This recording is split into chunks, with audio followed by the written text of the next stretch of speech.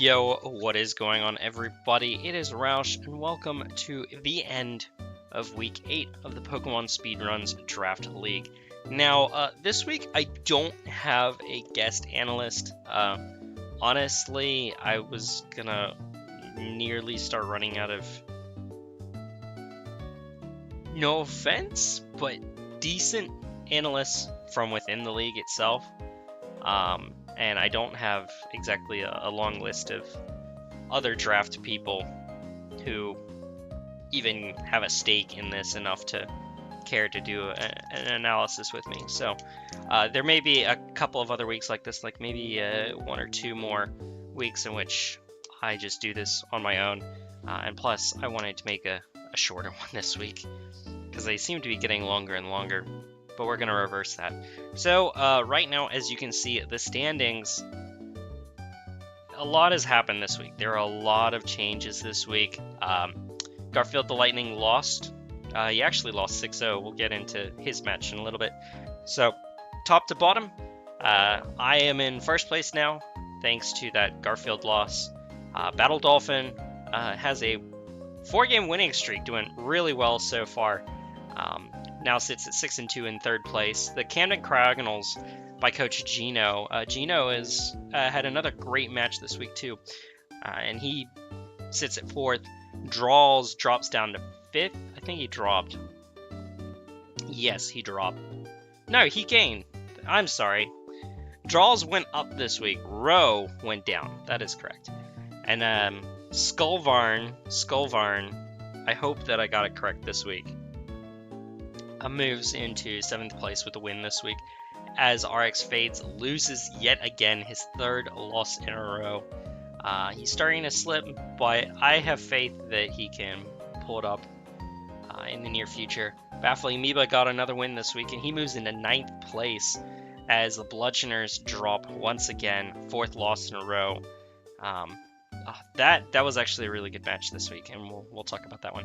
The Pacific Log Wailords pick up another win this week. They're now 3-5 with the 3rd worst differential in the league. And although he has a better differential than 3 people in front of him, erudite with that 2-6 record, losing again this week, sits in 12th place, and then Shape is in 13th. With that 2-6 record, as he has lost his last 6. And the main reason why Shape has a 2nd win, I had to reevaluate how I do scoring in this league because of Major dropping out and being unable to find a replacement for him in time. So Major's original win in week 1 against Shape was modified to make it a 3-0 loss versus Shape, and another benefit was erudite originally beat Major 2-0, so that ended up getting changed to a 3-0 victory to make things balanced across the board. So how we're doing scoring from that from here on out, and I might want to explain this so that it makes sense, is I'm going to build a mock team every week as Major against somebody else. Then I play whoever the opponent is supposed to be. If I win, I change the score so that it's a 3-0 victory for the opponent. However, if the opponent beats me and it's less than a 3-0, it gets edited to a 3-0. But say if it's a 6-0, a 5-0, or a 4-0, then that score would stay the same. It would be a 6-0, a 5-0, or a 4-0 regardless. But so far nobody's done that in the 3 weeks. Is this the 3rd week that I've had to do it? Yes, the 3rd week. So we haven't gotten to that scenario. So just bear in mind that's what the rules are going to be for this moving forward. And now that we've taken a look at the standings, let's go ahead and take a look at the MVP race. Once again, we got Raikou back on top, sitting very pretty with that 57 game score. The 15 direct kills, 1 passive kill still yet to die. He wasn't even brought this week, for instance. Earthquake, still the best move. Thunderbolt, still the second best move. Moonblast, you know, Hidden Power picking up a few kills this week. Hidden Power moves up. Scald moves up. I think Flamethrower moved up too. Flamethrower got a few kills this week. And Liquidation now showing in the top 25. I think Liquidation got 2 or 3 kills this week. So, yeah, there's that. I want to say something else did good this week. Psyshock. Ooh. I didn't notice that Psyshock picked up some kills. Yeah, so good stuff to note here. Obviously, Arcanine moving into the top 25. Arcanine had a pretty good week this week. We'll talk about that. Trying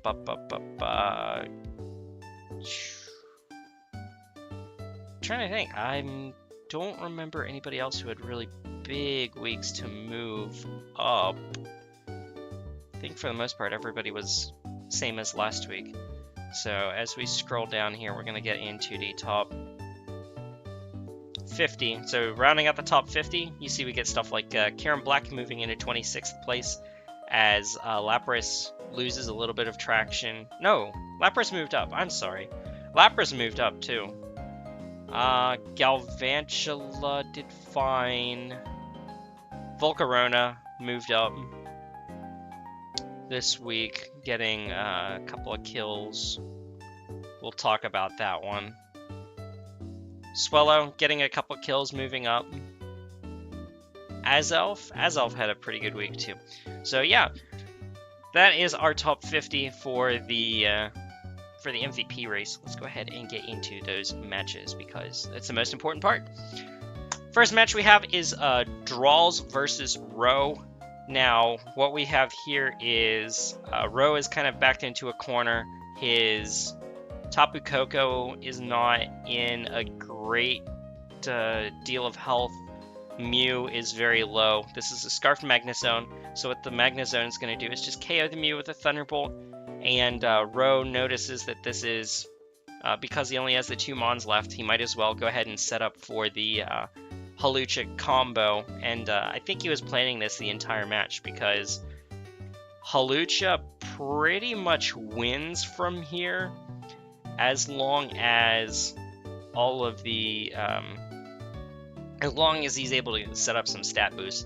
So one play that I noticed, Drawls could have won if he stalled out the electric terrain and he wouldn't have gotten the Unburden boost activated on Hawlucha and would have been able to outspeed with either the Scarfed Magnezone or I think he shows that it's a Scarfed Staraptor too. So, or no, sorry. Yeah, here's the Magnezone. Yeah. So Roe noticed something, and as you saw, that Magnezone was able to outspeed and KO the Hawlucha. This was yet another mistake. Well, actually, we'll talk about that. There were a couple of build mistakes this week, and this is the first of them. Roe accidentally putting Limber on his Hawlucha instead of the Unburden, which enabled Scarf Magnezone to outspeed and win. Arguably, if Hawlucha had Unburden, depending on if he had the right EV investment, he would have been able to outspeed and had a decent chance of KOing Drawls' entire team, because Clefable, you can't see it, but Clefable is at 17%. So it would have won the game because he had no switch-ins left. So next match, this is the forfeit match. This is Baffling Amoeba versus me.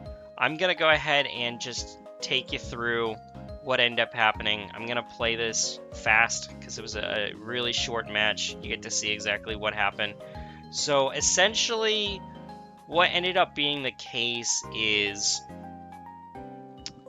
Amoeba kind of lost to this Choice Specs Thundurus. He wasn't thinking about it. He did some calcs wrong, he said, that the Scizor, or against Scizor, so he didn't expect this Thundurus to KO Scolipede after this turn.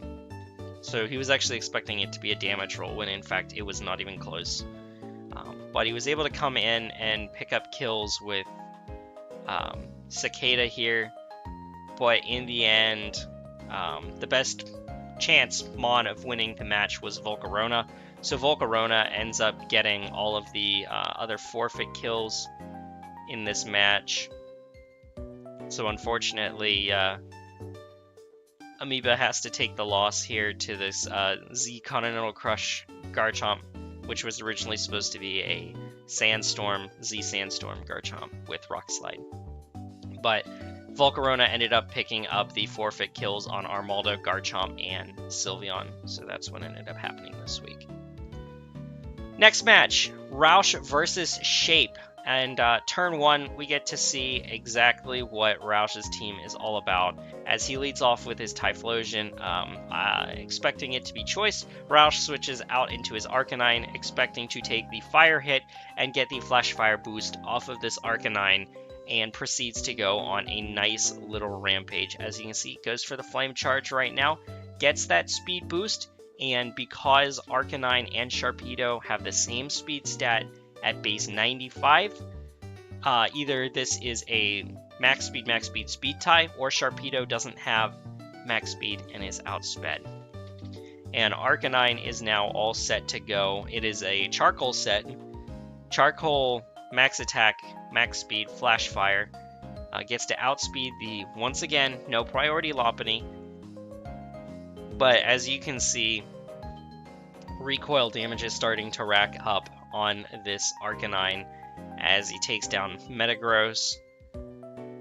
And what ends up happening is Roush switches out into Swampert, whittles the Landorus down, and finishes off the rest of the team with Swellow. So getting that Flash Fire boost sweep with the Arcanine put Roush in a position to win, and it was a 6-0 victory for him. Next match, we have Etiquette versus Serarendite, and this is a series of misplays by Serarendite and a couple of decent plays by Etiquette with a little bit of hacks involved. We'll get to that. So Heracross 2-hit KOs the Mega Aggron as it just set up Stealth Rocks and then fell over thanks to 2 close combats. So Serarendite brings in his Togekiss as his number 1 revenge killer because it is mostly offensive set. It was a speedy kind of damage-dealing Togekiss, and it's a 2-hit KO on the Gengar. With the investment that Serarendite had, Specs Thunderbolt from this Gengar did a maximum of 88%, so Togekiss should have been able to live and would have KO'd the Gengar, and still had the Togekiss intact, and Togekiss dealt really well with Etiquette's team, with the only revenge option truly being Talonflame. But unfortunately, the crit and then the subsequent Fusion Bolt disable put Serarendite in a position which he didn't end up making the world's smartest plays, and he ended up losing the match. I believe it was 3-0, I think. So, a win for Etiquette. A little bit of hacks involved, but Etiquette just playing, making his safest, best plays throughout the match definitely helped him keep a good position. Next match is Skullvern versus Eternalore. This ended up being a major stall fest. As you can see, we are on turn 21, and Seaburb here, the Tentacruel, is just tanking every hit out of Pelipper and is toxic stalling it. It's got the Rain Dish for the rain recovery, a very smart prep move on Skullvern's part, and is finally able to take out the Pelipper, even after Pelipper not getting confusions off of Hurricane. So now trying to stall out the rain, Skullvern goes for the Protect as Swampert continuously just goes for Earthquake to try and take it out.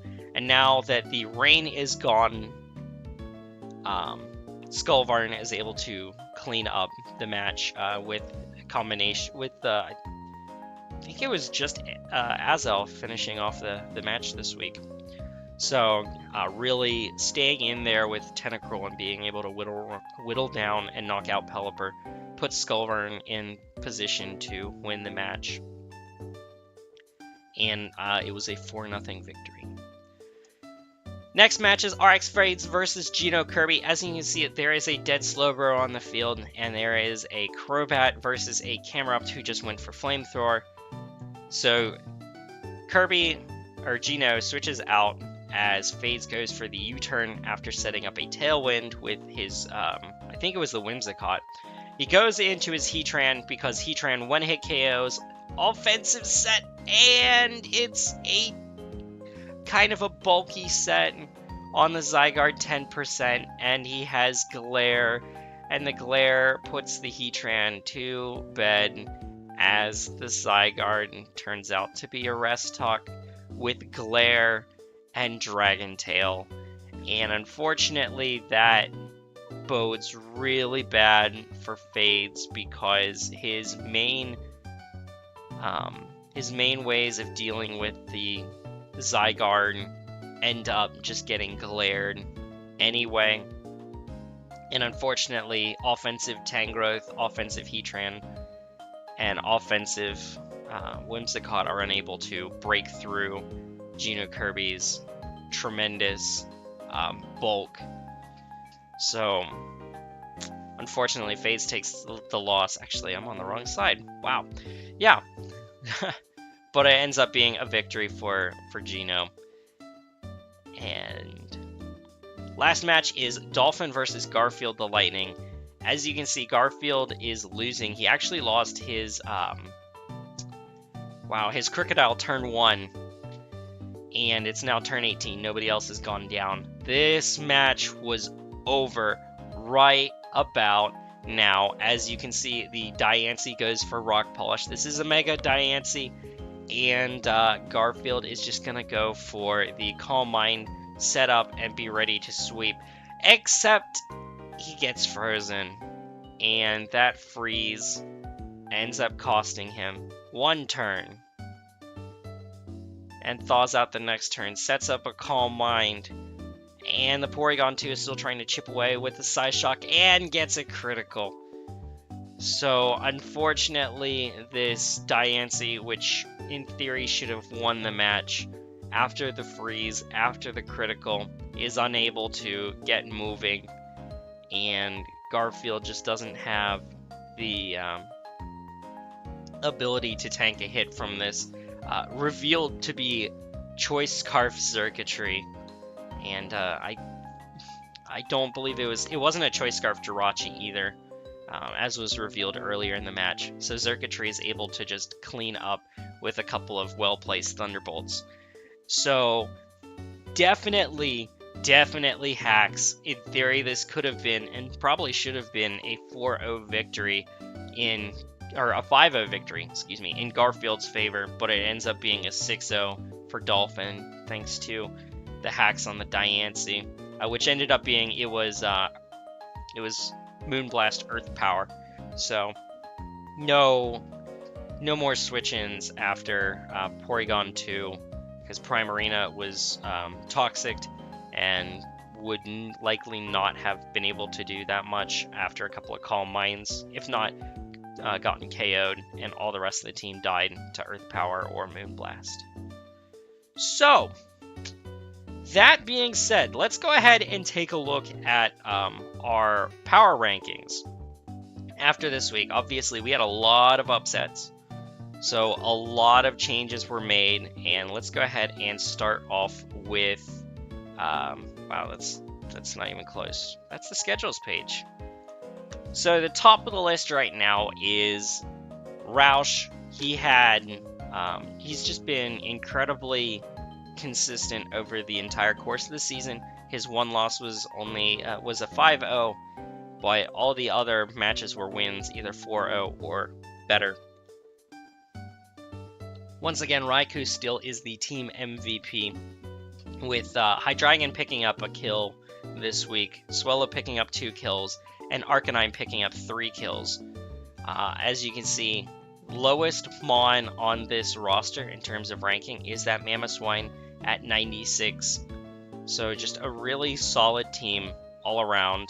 Does, again, have its weaknesses, as we outlined last week. He didn't make any roster changes, but is still playing really well. Second place, on the rankings goes to the Jimboob Jigglypuffs, mainly because of just the spectacular play, even though there was a lot of hacks. Just kudos for staying with the entirety of the match and bringing the right circuitry set to be able to win in the end. For Battle Dolphin being able to pick up the win this week. Just had some really good competition, only picking up those 2 losses, and one of them was against Roush and the other one was incredibly close with that 1-0. Just been very good throughout the entire course of the season. No roster changes this week for Battle Dolphin, as the rosters are set. So all the rosters that you see during this, they're the final rosters that are going to go through all of playoffs. Zmons, free agents, and trades are all locked now. So what you see is what you get. Dropping down to 3rd this week are the Caledonia Deerlings by Coach Garfield the Lightning. As you can see, just the 1 loss so far on his resume, but the next 3 weeks are all against relatively higher tiered opponents, with the Huntsville Heatran, the New England Braviary, and the Blackpool Blastoise. As you can see, outside of the Braviary, top 5 teams, of which Garfield really hasn't seen too much of, and he's actually struggled against some of the higher ranked opponents, notably the Camden Cryogonals, who are now in 4th on the power rankings list. So keep that in mind. No team changes this week after the Sigilif trade.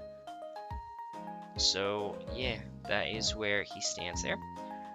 4th place are the Camden Cryogonals and Coach Gino Kirby. As you can see, he's had really solid season. Not really spectacular. He's played really well at sacking and revenging. Kind of a hit and away play style, and it's worked for him so far, only getting 2 losses. Just been a really solid player. He's got a really solid amount of team depth, and I think that's the main reason why he's at 4th right now, because I really like his team depth, especially with the bulk that he brought in with the Tapu Bulu. He gets a lot more team synergy, still having excellent control with Zygarde 50% and doing really well with it and Kartana. But now he's got some more bulk to really balance out the sheer walling potential that is Toxapex, and making it even better with the grassy terrain. So that's going to be something going forward that teams now have to start preparing for. Is not only does he have 2 of the best offensive threats in the game with Kartana and Zygarde 50%, but now he's got some of the most tremendous bulk thanks to Toxapex that isn't weak to Earthquake anymore. So the Camden Cryogonals definitely in a good position moving forward and going into the playoff season. Next up, we have the Blackpool Blastoise and Coach Drawls, picking up that 4-0 this week, thanks to a little bit of... it was kind of a choke.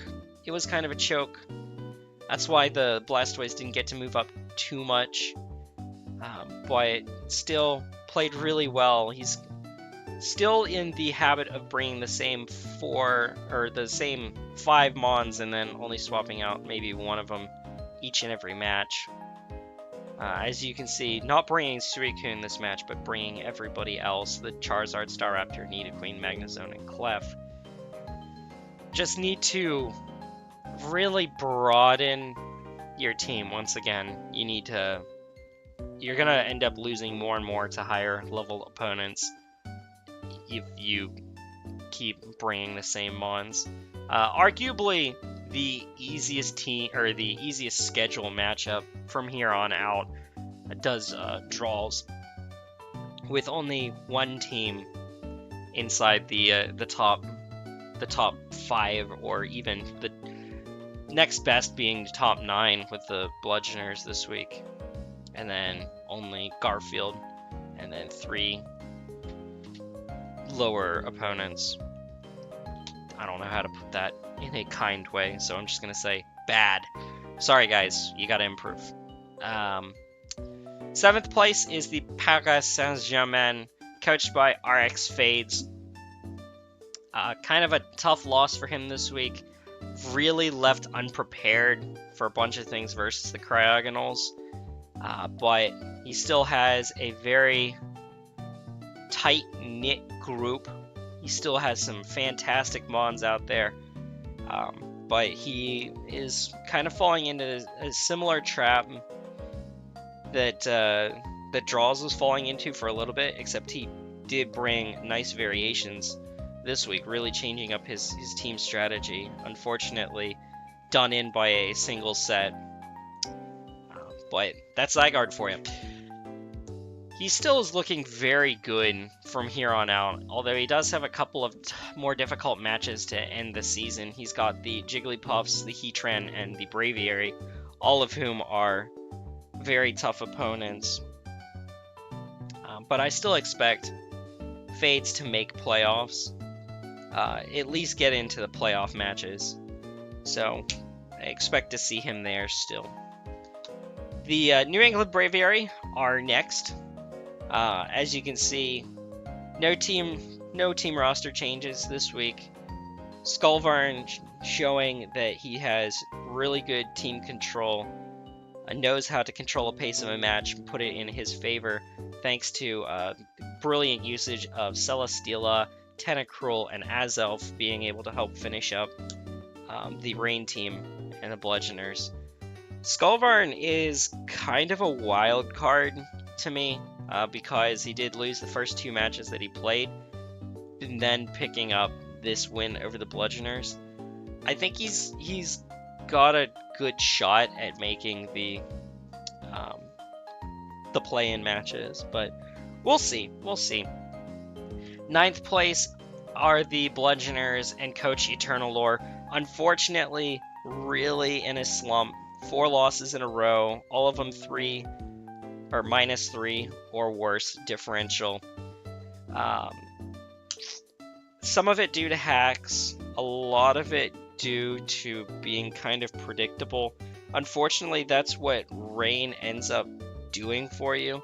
If earlier in the season Rain is a lot better than later, you really need to be careful when constructing any type of weather team. You need to be able to have enough variation without your weather. Like, weather is great, but it shouldn't be your main focus. Like, you can have a weather core, a sun core, a sand core, but in the end, it's really the supporting cast that's supposed to bring the weather kind of the victory. Like, weather is more or less a win con, and unfortunately Eternal Lore hasn't been able to turn that into a reality yet. As you can see, his main Rain guys, his main Rain combo being Pelipper and Mega Swampert, have died every week. He's just been unable to keep them alive and functioning, and unfortunately it's starting to lead to a lot more exploitation from opponents. Moving up, in 10th place, we have the Wolverhampton Waddlers. Once again, I love Amoeba's prep. Even though it was kind of a forfeit win this week, I still believe that Amoeba gets the nod over the Kentucky Fried Crawdaunt and Cererondite in the power rankings, mainly because of how Cererondite's match ended up with with Etiquette taking the victory over him. But Amoeba has tremendous prep, has still a very fearsome team. I love the fact that he brought Ariados this week, showing that he does have a little more team depth and getting to show it off there. So I hope we get to see more of it. I really want to see some Venomoth. I want to see some nice Venomoth action. some nice sludge bomb, tinted lens stuff. So right now, Amoeba is in position to go to the play-in matches. I kind of anticipate him still being there just because of how good a battler he is. I do expect to see Amoeba in the playoffs because, I mean, honestly, only three teams don't make the playoffs, outside of course, the Oakland Adaptability, who have forfeited.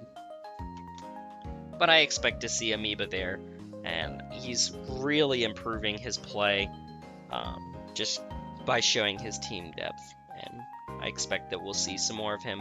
He might not make it far into the playoffs, but I do expect him to make a spot. All right, 12th place are the Pacific Log Wailords and Coach Etiquette, picking up a 3-0 victory over the KFC this week. Even though in the standings, I think he's 10th right now. I can't remember. He's like 9th or 10th in the standings as Etiquette. But I really don't like his play because when he loses badly. And when he wins, it's not very decisive. Like, there's a lot of question marks involved in his victories. Obviously, he had the forfeit win over the Oakland Adaptability. It was a 1-0 victory over the Flavortown Flygons. And as we talked about, there may have been a little bit of hacks involved with his victory over the Kentucky Fried Crawdaunt.